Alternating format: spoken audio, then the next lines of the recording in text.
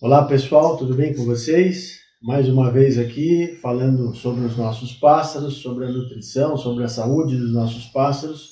Para quem não me conhece, sou o professor Bruno, médico veterinário, professor de medicina veterinária e criador de pássaros há mais de 23 anos. Decidimos fazer alguns vídeos falando sobre as perguntas mais frequentes dos criadores a respeito de saúde. Nós veterinários somos muito indagados aí sobre alguns problemas.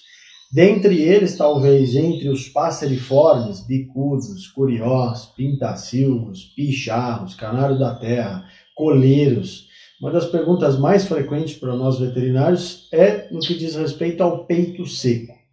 Muitos criadores acreditam que o peito seco é uma enfermidade, uma doença. E, infelizmente, não é tão simples assim. O peito seco ele é uma manifestação clínica, é um sinal clínico, ou seja, como se fosse um sintoma que o animal apresenta quando ele tem algum tipo de síndrome absortiva.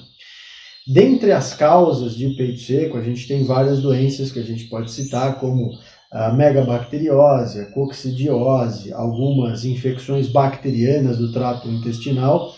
Entretanto, a mais frequente entre essas espécies que eu citei é a coccidiose. Coccidiose que é talvez um mito para alguns, talvez uma coisa muito complicada para outros.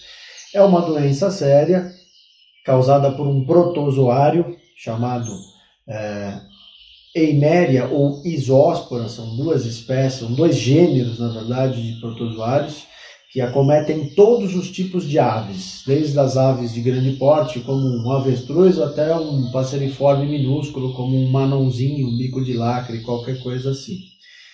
O grande problema da coccidia é que ela não é nem uma bactéria, nem um vírus. Ela é um protozoário, como eu disse anteriormente. E os protozoários, no caso dessa família das coccídeas, eles têm uma característica biológica de produzir um ocisto, que é como se fosse um ovinho que mantém a coccídia preservada no ambiente.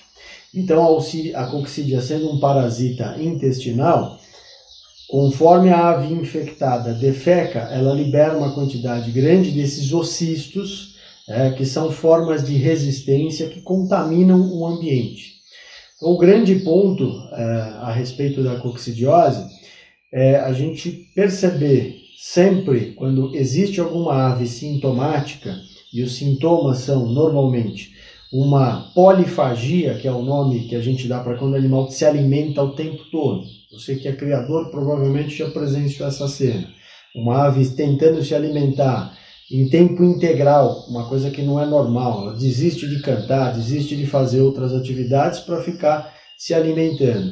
Normalmente fica um pouco encurujado, cada criador aí utiliza um termo, estufado, encurujado, mas o termo mais adequado seria o animal fica apático, desanimado. E quando o criador examina esse animal, pegando esse animal na mão, percebe que ele está emagrecendo. E a coccidia, ela vai parasitar lá o intestino da ave, de forma que as células do intestino que absorvem os nutrientes perdem sua função. E aí o indivíduo se alimenta, mas os nutrientes não chegam onde tem que chegar.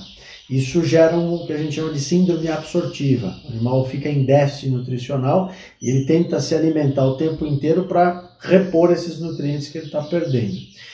Quando o organismo se vê sem os nutrientes necessários para manter o metabolismo, ele começa a extrair do próprio organismo. Então a primeira camada a ser extraída é a camada de gordura. Segunda camada a ser extraída é a camada muscular.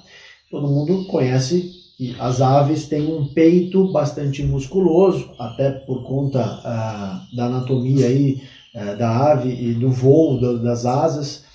E esse peito, quando começa a perder proteína, ele começa a ficar fino, expondo a quilha, que é o ossinho do externo, vamos chamar assim, do pássaro, que dá a famosa expressão peito seco. Então, na verdade, o peito seco é um animal que está extremamente magro, né? Um animal que está perdendo peso com uma velocidade muito alta. Normalmente, quando a ave chega já nesse ponto, é muito difícil a gente conseguir salvar. Portanto, o grande ponto da coccidiose se dá na prevenção. E a prevenção se dá, em primeiro lugar, tomando muito cuidado com aves recém-adquiridas, realizar a quarentena dessas aves antes de ingressar no plantel, realizar exames parasitológicos de fezes, colhendo fezes e mandando para o laboratório através do seu médico veterinário, verificando se existe a presença da coccidia e tratando esse animal antes que ele ingresse no seu plantel. A limpeza diária das gaiolas também ajuda na prevenção. Este ocisto que eu comentei inicialmente, quando ele é eliminado nas fezes, ele leva mais ou menos umas 48 horas para se tornar infectante, ele precisa esporular.